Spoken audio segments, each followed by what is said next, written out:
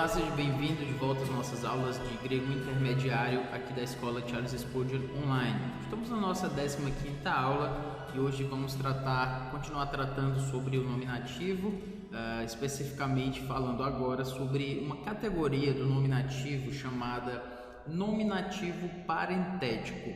Essa é uma categoria importante porque ela tem alguns elementos que são parecidos, semelhantes ao que a gente tem em português, e o nome parentético vem justamente daquilo que você pode imaginar já. Lembre-se de que eu já falei que quando a gente vai trabalhar com gramática, a gente tem que procurar o porquê da nomenclatura, né? Então, se nós temos um nome aqui chamado parentético, talvez isso diga algo a respeito para a gente, né? E é exatamente isso. O parentético diz respeito ao parêntese. É quando nós... Esse meu parêntese aqui não ficou muito bonito, mas você entendeu que é um parêntese, né? Diz respeito àquilo que nós usamos em português quando quando nós queremos fazer uma asserção que esteja ali. Ela deve estar dentro da oração, mas ao mesmo tempo ela não faz tanto parte da oração. É um parêntese, é uma inclusão. Nós queremos inserir uma informação para esclarecer de uma forma melhor, mas ela meio que está ali de intrusa, talvez, aquela formação sintática da oração, da sentença. Até quando nós trabalhamos a disciplina de produção textual, né, quando isso é ensinado, é sempre dito para a gente que nós não devemos usar parênteses exatamente nas construções, porque os parênteses não tornam as coisas tão claras assim, ou pelo menos fogem aquilo que poderia ser uma boa estilística, né, um estilo de um texto bem produzido. Mas o ponto é que no grego nós temos esses parênteses que nós vamos perceber e a gente precisa saber como é essa construção e qual é a força sintática e semântica que ela tem para nós também. Então, tendo explicado isso, vamos agora então para o nominativo parentético. Primeiro vamos analisar o exemplo a seguir. Nós temos ende anthropos ekton pharisaion Nicodemos onoma autou archon ton judaion. É bem interessante aqui em João 3, versículo 1, né? Está falando aí exatamente de Nicodemos. E aqui nos diz: havia entre os fariseus um homem chamado Nicodemos, um dos principais dos judeus. Essa versão, só para deixar claro aqui para você, que é a revista atualizada, Almeida Revista Atualizada. Por que eu estou trazendo a sua atenção para cá? Perceba aqui, ó, havia, nós temos aqui no grego o era ou havia, um homem, mais havia um homem, anthropos, ekton pharisaion. Então, aqui nós temos homem, ekton pharisaion. O ek, nós temos a partícula que nos diz que ele sair, como literalmente se fosse saído dos fariseus, mas claro que não é que ele tenha saído dos fariseus. No caso, está te dizendo a origem de Nicodemos, né? O homem dos fariseus, dessa origem. Então, ekton pharisaion seria então o ekton seria aqui o dos, e aqui Pharisaion seria fariseus.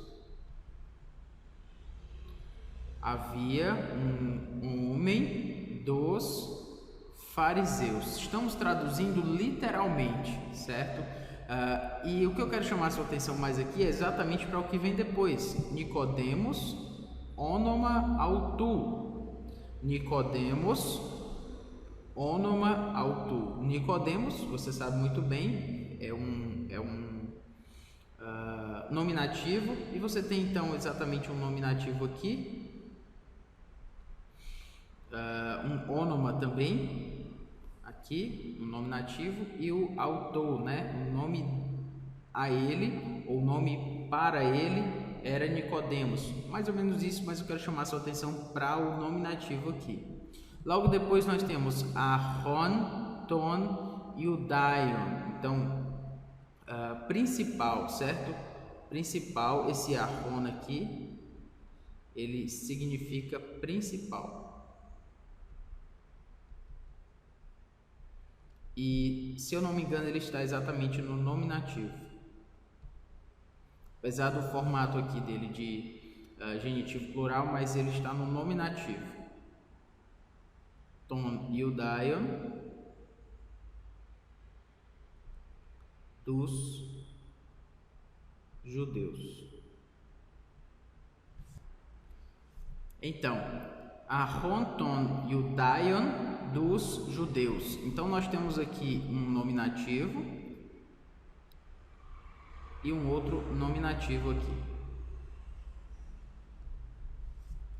Literalmente, isso seria traduzido: havia um homem dos fariseus chamado Nicodemos, que era o principal dos judeus. Ou havia um homem dos fariseus chamado Nicodemos, principal dos judeus. Literalmente nós temos isso. A tradução, obviamente, vai estilizar o texto de uma forma que ele fique melhor para a nossa leitura no português. Então, nós temos: havia entre os fariseus, ou seja, dos fariseus, um homem, lembra o homem aqui? Um homem chamado Nicodemos, Nicodemos onomautu, Ahon, Ton e o Dion, um dos principais dos judeus. Mas o que eu quero chamar a sua atenção aqui ainda mais é para essa construção aqui, que eu vou colocar dessa cor aqui, do nominativo parentético. Por quê? Porque havia entre os fariseus um dos principais dos judeus. Ou literalmente, havia entre os fariseus um homem chamado Nicodemos, um dos principais dos judeus. Mas o ponto é que nós temos aqui um nominativo e temos aqui um nominativo também. Mas esse Nicodemos onomautu, ele está meio que na nossa frase literal, havia um homem dos fariseus chamado Nicodemos, que era um dos principais dos judeus. Esse Nicodemos onomautu tem uma cara aqui de um parêntese que foi inserido ali, um parêntese que foi colocado para esclarecimento, bem como também principal dos judeus. Também tem um jeito de ser um parêntese ou um aposto, mas enfim, só para que você perceba que há uma relação aqui entre uma relação parentética de Nicodemos onomautu e Ahon, Ton e o Dion. O ponto é, nós temos uma semelhança aí de um parêntese. Havia um homem dentre os fariseus que era o principal dos judeus. O nome dele era Nicodemos. Então vamos colocar aqui como essa construção, como uma construção parentética, Nicodemos onomautu, e também aqui no nosso, na nossa formatação aqui do português, no caso da atualizada, Nicodemos onomautu, um homem chamado Nicodemos, que era um dos principais dos judeus. O que eu quero chamar a sua atenção é que isso aqui tem uma estrutura parentética, certo? Estrutura parentética. Ou seja, ela tem uma cara, um jeitão aí de parêntese, só para a gente perceber que o nominativo parentético vai ser esse, com esse jeitão aí de parêntese dentro da frase. Eu prefiro trazer agora o texto já assim, para que depois nós vejamos as definições gramaticais dele, e é o que a gente vai fazer agora. Nominativo parentético, definição. Esse uso nominativo é de fato o sujeito em uma oração dentro de uma sentença com um sujeito diferente ou não. Então lembra que a gente falou lá? Ele é o sujeito em uma oração dentro de uma sentença lá, mas ele pode ter um sujeito diferente da oração principal ou não. Então, um homem chamado Nicodemos é um sujeito dessa frase menor que está dentro de uma frase maior. É esse o ponto que eu quero mostrar. A clarificação que o Wallace traz para a gente é que é semelhante ao nominativo absoluto e ao nominativo pendente. Lembra que a gente falou sobre o nominativos pendens, né, e o nominativo absoluto também? Ele tem uma semelhança, porque ele está meio ali inserido de uma forma independente. Por isso ele ainda é um caso nominativo de uso gramaticalmente independente, mas ele difere em alguns aspectos, porque ele ocorre dentro das sentenças, mas não no topo da construção. Os outros, o absoluto e o pendens, é como se ele fosse um título, como se fosse um título daquilo que vai ser falado. Já o nominativo parentético, ele também é independente, mas ele está dentro da oração. Ele não é um título, está lá dentro, no meio da construção, né, sintático-semântica. É como uma forma, como uma nota editorial explanatória. Achei bem interessante isso aqui que o Wallace disse, especialmente no quarto evangelho. Então é como se o autor quisesse fazer uma nota de rodapé, só que não tinha rodapé naquela época. Lembre-se de que, como era escrito, o papel era muito caro, enfim. Então, quando o autor ia escrever, ele nem tinha espaço. Em outro momento a gente pode passar e mostrar sobre isso, mas literalmente é como se tudo fosse junto. Então essa construção aqui, vamos dizer que eu vou escrever gramaticalmente independentes. Se fosse escrito lá no grego, seria mais ou menos assim, para você ter uma ideia, certo? Eu iria começar a escrever aqui. Lembre-se que as primeiras, né, os originais foram escritos em maiúsculos, certo? Então nós teríamos aqui mais ou menos isso. Gramaticalmente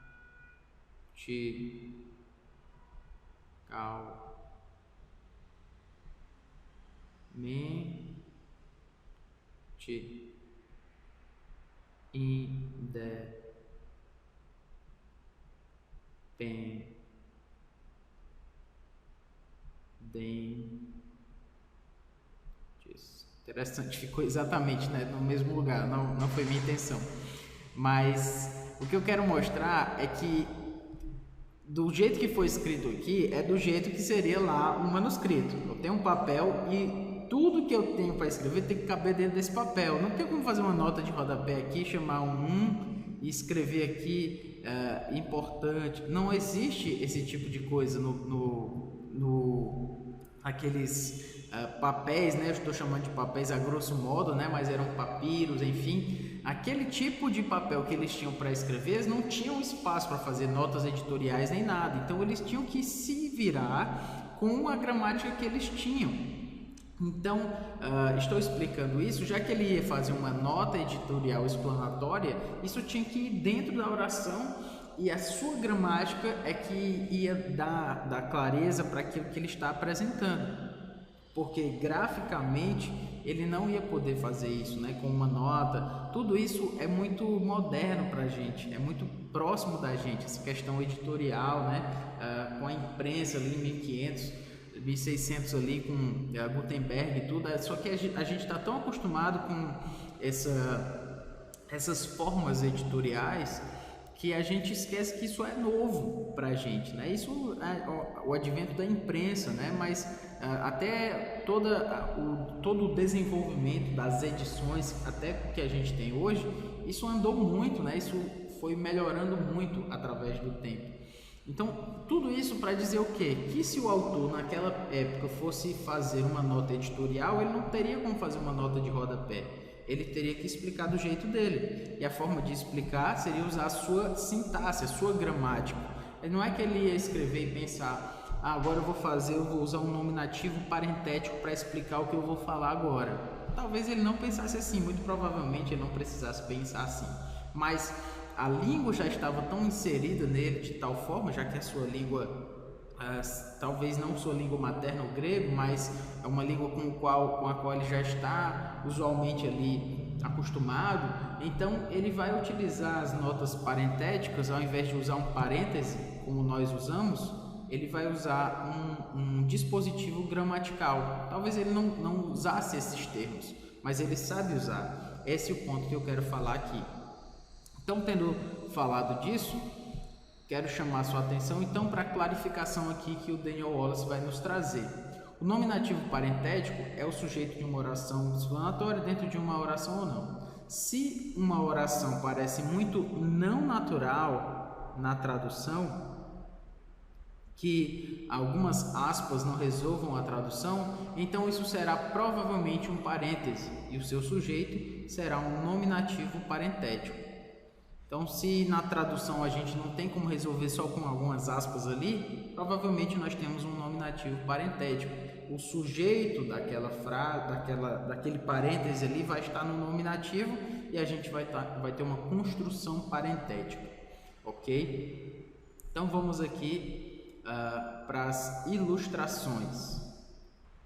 Egeneto anthropos apestalmenos para Theou, Όναμα autor Ioannes. Algo semelhante ao que a gente viu. Houve um homem enviado da parte de Deus, seu nome era João. Interessante porque a forma aqui é bem semelhante à lá de Nicodemos, mas aqui ele usou um parêntese, a tradução, né, também a ARA, Almeida Revista e Atualizada, mas lá não, lá ele utilizou seu nome era Nicodemos, ou chamado Nicodemos. Aqui ele usou um parêntese. Enfim, nós estamos discutindo a tradução em si, estamos discutindo a construção do nominativo parentético. Então vamos lá. Egeneto, houve, anthropos, um homem, nós temos aqui também um homem, e aqui enviado da parte de Deus. Apestalmenos, aqui nós temos então um enviado. Aqui ele está no particípio, né? Está justamente trazendo uma informação a mais aqui. Enviado da parte de Deus para Theou. Vou deixar aqui mais claro aqui onde você possa ver. Da parte de Deus. Pará com essa ideia então de origem nesse caso, e o Theou porque o Pará ele pede para esse sentido um genitivo, né? Então da parte de Deus. Mas eu quero chamar sua atenção especialmente para Όναμα autor Ioannes. Όναμα autor Ioannes. O nome dele era João. Nós temos então aqui Ioannes e Όναμα. Nós temos então uma construção parentética, um nominativo parentético. Nós temos uma construção parentética aqui. Nós temos aqui um όναμα que está no nominativo. Se ele está no nominativo, nós já temos um anthropos aqui, que também está no nominativo, mas esse nominativo aqui, havia um homem, né? Ele está se referindo como um sujeito dessa frase maior, né? Houve um homem. Mas o ponto é que no grego nós temos όναμα autor como nominativo. Ele não é o predicativo do sujeito, ele é o sujeito. O nome dele era João, era atribuído a ele como João. É porque nós temos um dativo aqui que talvez lhe confunda, mas preste atenção aqui, porque a gente está tratando agora do nominativo e depois a gente chega lá no dativo e a gente explica porque esse autor está desse jeito aqui. O ponto é que você está vendo um όναμα autor aqui como um nominativo dentro de uma construção parentética, que é seu nome era João, o nome dele era João. Então, por ele estar dentro dessa frase de uma forma um tanto intrusa aí, meio que dando uma informação a mais, o que a gente chama de, o que a gente falou anteriormente, né? Uma espécie de nota editorial. E lembra que a gente falou do quarto evangelho, né? Parece que João, quando foi escrever o seu evangelho, ele se utiliza muito dessa construção de nota editorial, ou melhor dizendo, de uma nota parentética. Então, sendo assim, nós temos um nominativo parentético aqui, ônoma, autor, Ioannes. Vamos para o próximo exemplo, então. Apode do Kuntote einai ti,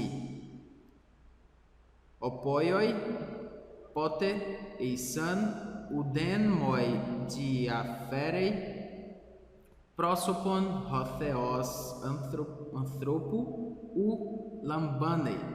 E aí nós temos: e quanto àqueles que pareciam ser algo, quais tenham sido outrora, não me interessa, Deus não aceita a aparência do homem, pois os que pareciam ser alguma coisa, nada me acrescentaram. Temos uma construção bem grande aí, mas o que eu quero chamar a sua atenção é aqui para o seguinte ponto: Theos, anthropo, u lambanei. Nós temos aqui, quanto àqueles que pareciam ser algo, Paulo está falando de uma outra coisa. Ele está dizendo, quanto àqueles que pareciam ser algo, os que pareciam ser alguma coisa, nada me acrescentaram.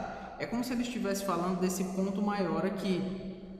Aqueles que pareciam ser algo, não me acrescentam em nada. Esse é o ponto. Mas dentro dessa construção maior, Paulo chama atenção para uma coisa menor. Não é que é uma coisa menor, mas uma coisa que está fora dessa construção maior, mas que traz significado a ela. Em outras palavras, ele está dizendo, Deus não aceita a aparência de homem, certo? Deus não aceita o jeitão de homem, né? Não tem a aparência aqui escrita, mas o antropo aqui semanticamente traz essa ideia parentética. Dessa forma, Paulo se utilizou desse parêntese, e aqui a tradução fez muito bem. Estou colocando aqui um quadrado aqui, mas ele termina especificamente aqui, certo? Pois ele continua lá para frente.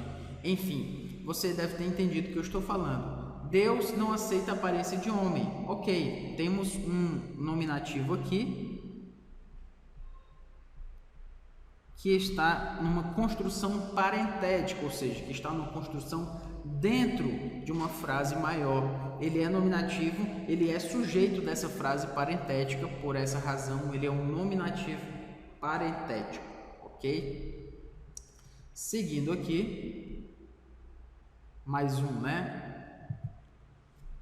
Oida su ten flipsin, kai ten ptorreian, ala plousios ei. Conheço a tua tribulação, a tua pobreza, mas tu és rico. Então, vamos entender aqui o que Paulo está, aliás, o que João está dizendo aqui, né? Oida, conheço.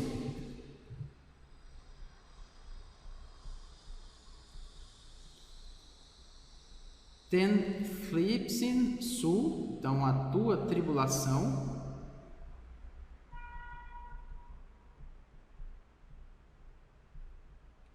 Kai ten ptorreian, ou seja, também tua pobreza.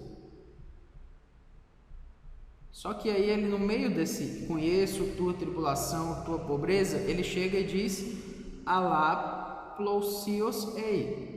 Alá plousios ei, ou seja, mas és rico.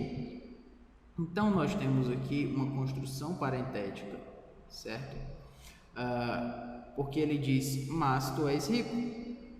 No meio de uma oração que não está exatamente tratando sobre isso, ele inclui uma outra informação de uma forma parentética, como um parêntese, que exatamente a revista atualizada aqui também traz como um parêntese, né? não é que João escreveu com parêntese, não escreveu com parêntese, mas ele usou uma construção sintática para definir, para apresentar esse parêntese. E aqui o que o Daniel Wallace vai nos mostrar é que o nominativo está embutido no verbo, ou seja, nós não temos aqui um pronome no nominativo, porque o pronome está aqui incluído dentro desse ei. O ei, literalmente, seria su ei. Desculpe aqui, ficou muito grande esse ei aqui. Enfim, tu ei, tu és. E aqui nós temos esse ei, esse su, ele está incluído aqui dentro desse ei, certo? Então, por essa razão, esse su está no nominativo. Embora não esteja explícito, ele está embutido dentro do verbo ei. Então, tu és rico, ei, dando um zoom aqui mais ou menos, né, mostrando que esse su, ei, e esse su aqui é um nominativo, e ele é um nominativo parentético. Ou seja, é uma nota editorial. Ele está dizendo: conheço a tua tribulação, conheço a tua pobreza, mas tu és rico. Existe um parêntese aí que precisa ser apresentado, e ele usa essa estrutura sintática do nominativo parentético para colocá-la aí para nós, para que tenha essa semântica aí parentética, ok? Então, muito bem, espero que você tenha gostado aí do que a gente apresentou sobre o nominativo parentético, que difere do nominativo absoluto e do nominativo pendente, porque ele está dentro da oração, aí no meio desse bolo aí, né, dessa oração, dessa sentença, e aí ele tem um nome, ele tem um sujeito próprio dentro de uma oração maior, que pode ter o mesmo sujeito ou não, mas o fato é, nós temos um parêntese ali de uma informação, talvez uma nota editorial, mais ou menos assim, que se utiliza dessa forma gramatical para ser apresentada. Grande abraço, até a próxima aula.